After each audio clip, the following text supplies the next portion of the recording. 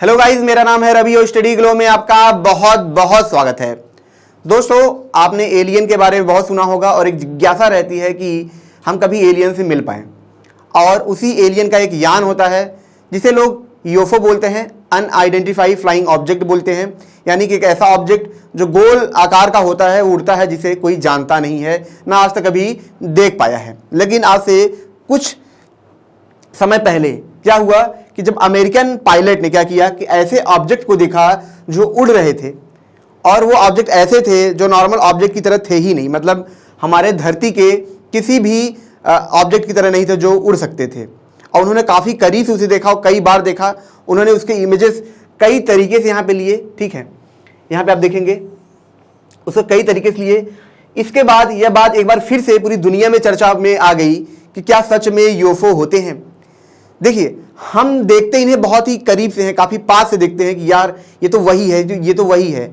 लेकिन एक सवाल हमेशा उठता है, क्या सच में यूएफओ होते हैं? अब आप सोचेंगे जब इतने लोगों ने देखा, इतने लोग बोल रहे हैं, ये भी दिख रहा है, तो क्यों ना इसे हम यूएफओ कहें। लेकिन ये आपको क्या दिख रहा है? ये आपको साफ सुथरा नहीं दिख रहा है कि ये सच में कोई यूएफओ है या नहीं है। हो सकता है कि ये कोई यूएफओ हो, लेकिन हमें नहीं पता कि ये सच में है या नहीं है। हाँ, कोई प्रॉपर्ली ये कह नहीं सकता है कि ये सच में यूएफओ है। ना कोई आज तक देखा गया है, ना किसी एलियन को पकड़ा गया है। तो आखिर ये सवाल उठा कहाँ से? ये जो चर्चा है ये उठी कहाँ से? ये जो एक तरीके से हम अफवाह कह सकते हैं, ये कहाँ से उठी कि यूएफओ होते हैं? तो दोस्तों, इसके बारे में हम चर्चा करेंगे और हम ये भी चर्चा करेंगे कि आखिर यूएफओ को ढूंढने के लिए कौन कौन से प्रोजेक्ट चलाए गए, जो अमेरिका के द्वारा चलाए गए, ताकि ये जांच की जा सके कि सच में यूएफओ होते हैं या नहीं होते हैं। उन प्रोजेक्ट के बारे में भी हम चर्चा करेंगे। और तीसरी चीज़ हम ये भी चर्चा करेंगे कि कैसे हम क्या कर सकते हैं, एलियन के पास जा सकते हैं, ढूंढ सकते हैं, और कब तक उन्हें हम ढूंढ सकते हैं। तो यहाँ पे दोस्तों जो शुरुआत होती है 1947 से होती है। अमेरिकन पायलट होते हैं, इनका नाम होता है केनेथ आर्नोल्ड। 1947 की बात होती है। ये उड़ान के दौरान क्या होता है, जो अमेरिकी पश्चिमी जगह है वहाँ पे एक पहाड़ होती है, वहीं पे उड़ान के दौरान ये एक ऐसे ऑब्जेक्ट को देखते हैं जो एक तरीके से गोल आकार का था और बहुत तेज़ी से उड़ रहा था। उसकी स्पीड बहुत ज़्यादा थी, बहुत ही ज़्यादा थी। उसके बाद क्या होता है, जो केनेथ आर्नोल्ड होते हैं ये जाके वहाँ पे बताते हैं, जो मीडिया होती है वहाँ से बताते हैं। हालांकि इसके पहले भी कई लोगों ने देखा था, कई लोग मानते थे कि ये कुछ है ऐसा चीज़ जो हमें समझ नहीं आ रहा, बहुत तेज़ी से उड़ता है, हमारे आसपास है, लेकिन ये बता नहीं पा रहे थे कि हाँ ये क्या है। तो पहली बार जो केनेथ आर्नोल्ड थे, ये पहली बार खुद जाके बताते हैं कि कोई एक ऐसी मतलब यान टाइप की चीज़ है जो क्या है, बहुत तेज़ी से उड़ती है, हमारे स्पेस से, जो हमारा स्पेस क्राफ्ट है इससे बहुत तेज़ी से ज़्यादा उड़ती है ये। अब इतने बड़े पद पे जो इंसान है, अगर वो ऐसी बात करे तो जाहिर सी बात है ये चीज़ें चर्चा में आनी तय थी। मीडिया में चीज़ें छपती हैं, लोगों में चर्चाएं बढ़ती हैं। और इसके बाद क्या होता है, जैसे ये खबर आती है, एक के बाद एक करके अलग अलग जगह ये खबरें आने लगती हैं। बहुत तेज़ी से खबरें आने लगती हैं, हर जगह पे आने लगती हैं। और उसके बाद धीरे धीरे जैसे इटली हुआ, अमेरिका के आसपास कनाडा हुआ, हर जगह से खबरें आने लगती हैं। तो सबसे पहली वजह थी जो केनेथ आर्नोल्ड थे। जैसा कि मैंने बताया, इससे पहले भी चर्चाएं होती थी, लेकिन वो सिर्फ चर्चाएं थी, अफवाह थी, ठीक है। लेकिन ये पूरी दुनिया में जिस तरीके से फैला, वो केनेथ आर्नोल्ड के बाद ही फैला, जब 1947 में इन्होंने क्या किया, अपना स्टेटमेंट दिया, ठीक है। अब उसके बाद क्या होता है दोस्तों कि जो यूएफओ की जो ये सब चीज़ें थी वो इस तरीके से फैली। दूसरा रीजन क्या था? दूसरा रीजन ये था कि उस दौरान अमेरिका और रसिया में क्या चल रहा था, शीत युद्ध चल रहा था, ठीक है। जो सोवियत यूनियन है उनमें क्या चल रहा था, शीत युद्ध चल रहा था। तो दूसरा रीजन ये था कि कभी कभी रसिया अपने क्या करता था, जासूसी जहाज भेजता था कि वो अमेरिका की क्या करे, खोजबीन कर सके। अमेरिका भी भेजता रहा होगा, तो हर देश एक दूसरे की क्या करते थे, चोरी से खोजबीन करते थे। अब जाहिर सी बात है, अगर वो चोरी से करेंगे तो अपने चीज़ों को बहुत चोरी से भेजेंगे, अपने यान को बहुत चोरी से भेजेंगे, स्पेसक्राफ्ट को। तो उसी दौरान कुछ ऐसी भी घटनाएं थी जब जो और देश थे बहुत चोरी से अलग अलग ऑब्जेक्ट भेजते थे। अभी आप देखेंगे कि चाइना का गुब्बारा चला गया था अमेरिका में, तो उन्होंने फोड़ के गिरा दिया, ठीक है। लेकिन आज से अगर ये जब ऐसे गुब्बारे की खोज नहीं हुई थी, अगर तब वो भेजा जाता तो लोगों को लगता है ये कुछ ऐसा ऑब्जेक्ट है, एलियन वाला है। तो सेम चीज उस दौरान भी था। शीत युद्ध के दौरान जो दोनों देश थे वो आपस में एक दूसरे की जासूसी करते रहते थे, जिस वजह से कभी कभी लोगों को ऐसी चीजें दिखती थी जो एक यूएफओ की तरह लगती थी, पर वो होती नहीं थी। और जब उनको ऐसी चीजें दिखती थी तो जाहिर सी बात है फिर से चर्चा में आती थी, और जब बहुत से लोगों को दिखती थी और भी चर्चा में आती थी। और इसी वजह से एक रीजन ये भी था कि ये चीजें चर्चा में चली। अच्छा, एक अवधारणा उस टाइम पे और भी थी, वो क्या थी कि लोग ये मानते थे कि जब से मतलब जापान में बम फटा है तो जो एलियन है वो देखभाल करने के लिए आ रहे थे, कि ये भी काफी अफवाह था, इस वजह से लोगों को यूएफओ दिख रहे हैं। तो ऐसी बहुत सारी चीजें थी जो निकल के आ रही थी। तीसरा रीजन क्या था? जो तीसरा रीजन था दोस्तों, जो सबसे ज्यादा उसने बढ़ावा दिया, वो कौन सी चीज थी? वो थी फिल्में, मूवीज, किताबें जो यूएफओ पे आने लगी, जो एलियंस पे आने लगी। अब इस दौरान क्या था, जब ये चर्चाएं हो रही थी तो धीरे धीरे टेलीविजन में भी इन्होंने जो कहानियां थी उन्होंने ये रास्ता चुना, एलियन का रास्ता चुना, यूएफओ का रास्ता चुना। तो इन किताबों ने, इन मूवीज ने क्या किया, बहुत ज्यादा जोर दिया यूएफओ होने का। तो ये मिला के 3-4 रीजन ऐसे थे जो क्या कर रहे थे, यूएफओ को लगातार प्रमोट कर रहे थे, एक तरीके से अफवाह में फैला रहे थे। अब एक चीज और थी जो डॉक्यूमेंट्रीज में खूब चली, वो क्या था? एरिया 51। एरिया 51 को ऐसे दिखाया गया कि मान लीजिए कि यही पे एलियन है, अगर हम हड़ताल करें, वहां पे तोड़ ताड़ के जाए तो पक्का है वहां पे हमें क्या मिल जाएगा? एलियन मिल जाएगा। ये बहुत ज्यादा चर्चा में रही, डॉक्यूमेंट्रीज में आने लगी, मूवीज में आने लगी। एक एलियन, एशियंट एलियन करके आता था, चाहे एलियन मिले चाहे ना मिले, लेकिन इतना मजा आता था, ऐसा लगता था कि रियल में यार एलियन है। उन्होंने जितने एपिसोड दिखाए सब में ये था कि होता होगा, लेकिन कोई प्रूफ नहीं था। लेकिन उसके बावजूद भी इतना लंबा उन्होंने सीजन चलाया, इतना हिट सीजन उनका रहा, क्योंकि उन्होंने एलियन को ऐसे दिखाया, यूएफओ को ऐसे दिखाया कि रियल में ये होते ही है। उसमें एरिया 51 का भी नाम आया। एरिया 51 का नाम बहुत टाइम से आ रहा था, क्योंकि यहाँ पे कुछ ऐसा भी था कि यहाँ पे जो नासा है, अमेरिका है, उनके सीक्रेट काम चल रहे थे, ठीक है, मतलब सीक्रेट रिसर्च चल रहे हैं। तो जाहिर सी बात है जहाँ पे ऐसे रिसर्च होंगे जो काफ़ी छुपा के रखे जाते हैं, वहाँ पे कोई इंसान जाएगा तो जाहिर सी बात है उसे मार के भगा दिया जाएगा, उसे रोका जाएगा। अब लोगों ने हल्ला किया, वहाँ पे जो है गोली मार दी जाएगी। कुछ लोगों ने बोला हमने वहाँ पे यूएफओ देखा, कुछ लोगों ने बोला कि वहाँ पर तो यूएफओ गिर गया था, हमने एलियन को देख लिया। तो ऐसी सारी चीज़ें थी जिसने क्या किया, यूएफओ को बहुत सारा बहुत सारा क्या किया, एक तरीके से फैलाने में मदद किया, इस अफवाह को फैलाने में मदद किया। तो ये 4 चीजें ऐसी थी जिसने क्या किया, काफी ज्यादा इस पे जोर दिया, जिसकी वजह से यूएफओ फैला।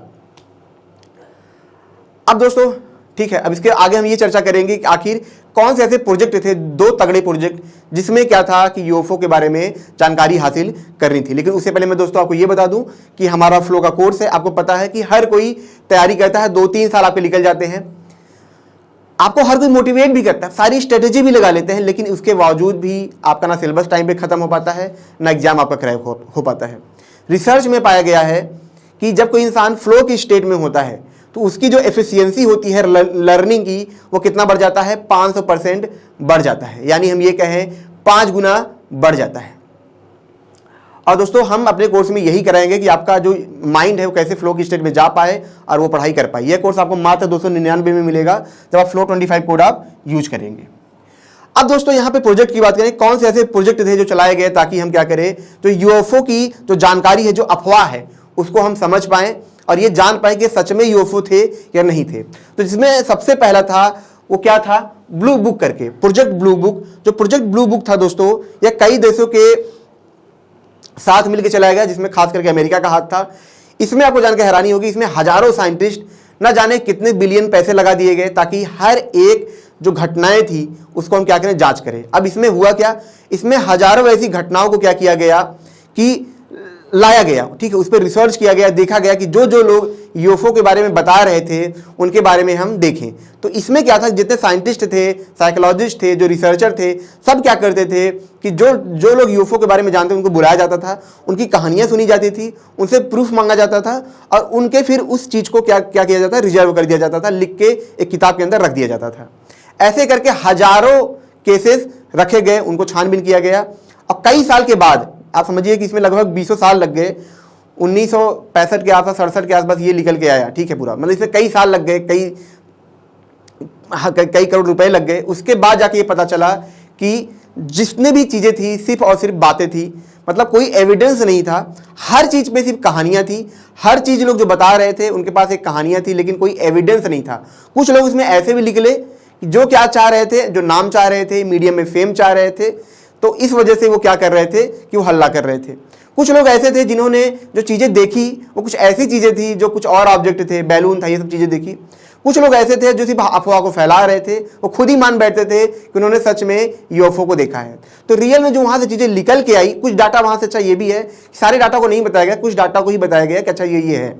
तो ये जो सारी चीज़ें निकल के आई, इससे यही समझ में आया कि कोई हमारे पास पुख्ता सबूत नहीं है, कोई हमारे पास पुख्ता सबूत नहीं है। लेकिन उसके बाद क्या होता है, फिर से गवर्नमेंट के ऊपर ही सवाल उठने लगता है, क्योंकि जब इसकी चर्चाएं बहुत होती हैं, कुछ जो नासा के वैज्ञानिक हैं, कुछ एरिया 51 में जो काम कर रहे थे वहाँ के जो साइंटिस्ट हैं, कुछ अमेरिकन पायलट जो हैं, ठीक है, जब ये निकल के आने लगते हैं और ये अपनी बातें रखने लगते हैं, तब जाके फिर से एक बार अमेरिकन गवर्नमेंट है तो उसके ऊपर एक दबाव बनता है। दबाव बहुत ज़्यादा होता है कि आखिर सच में क्या कोई ऐसी चीज़ है जिसे हमें छुपाया जा रहा है?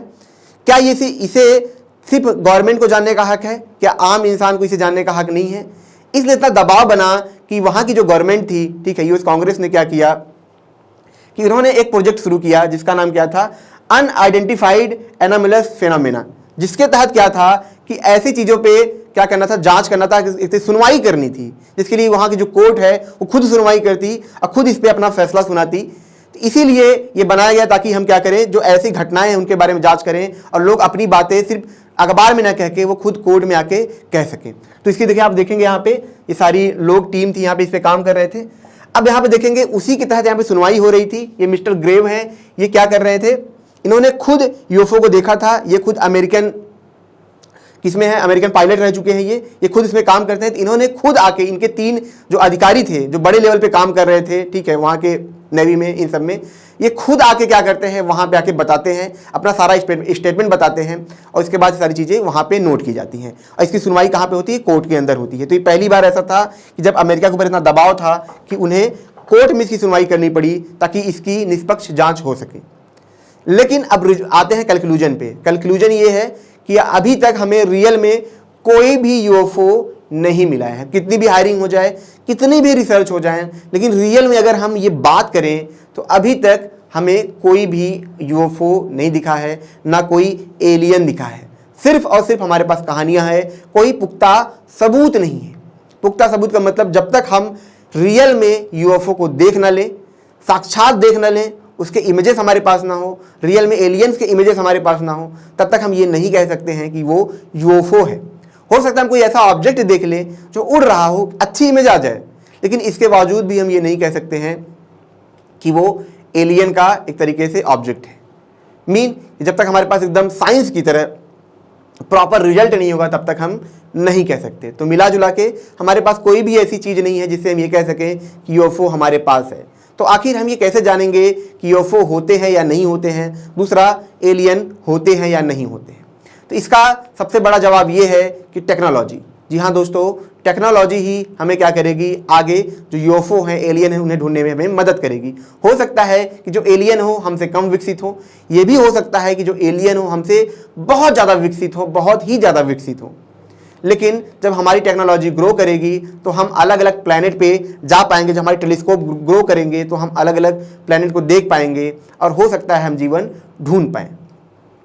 तो ये आने वाले महज कुछ सालों में, 50-60 सालों में, ये हमें पता चल जाएगा कि हमारे आसपास जीवन है भी या नहीं है। और अगर बहुत हमने मान लीजिए ऐसा मतलब जीवन ढूंढ लिया जो बहुत ही ज़्यादा विकसित हो, तो इसकी बहुत ज़्यादा संभावना भी है कि हमारे ऊपर बहुत ज़्यादा खतरा हो। क्योंकि जैसे मछली होती है, हम क्या करते हैं, उन्हें मार के खा जाते हैं।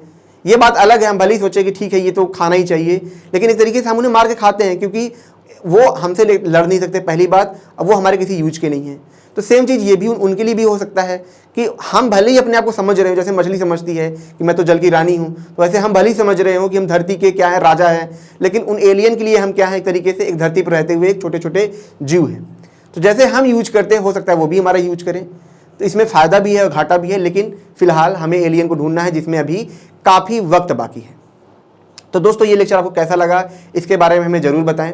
इस लेक्चर को जरूर शेयर करें ताकि और भी लोगों को ऐसी जानकारी मिलती रहे। और जो सबसे ज़रूरी चीज़ है कि हमारा फ्लो का कोर्स आप ज़रूर अवेल करें, ताकि जो आपकी रियल एक प्रॉब्लम है आपकी एफिशिएंसी की, जो सच जहां पे आप लाखों रुपए लगाते हैं, करोड़ों रुपए मतलब लाखों रुपए लगा डालते हैं एग्जाम की तैयारी में, उसके बावजूद आपके एग्जाम नहीं निकलते हैं। लेकिन वहीं पे जो फ्लो है वो आपको ऐसे स्टेट में लेके जाएगा जहाँ पे आपकी एफिशिएंसी बहुत ज़्यादा बढ़ पाएगी, तो इससे रियल में आपको बहुत ज़्यादा हेल्प होगा। तो दोस्तों मिलते हैं नेक्स्ट लेक्चर में। Thank you so much.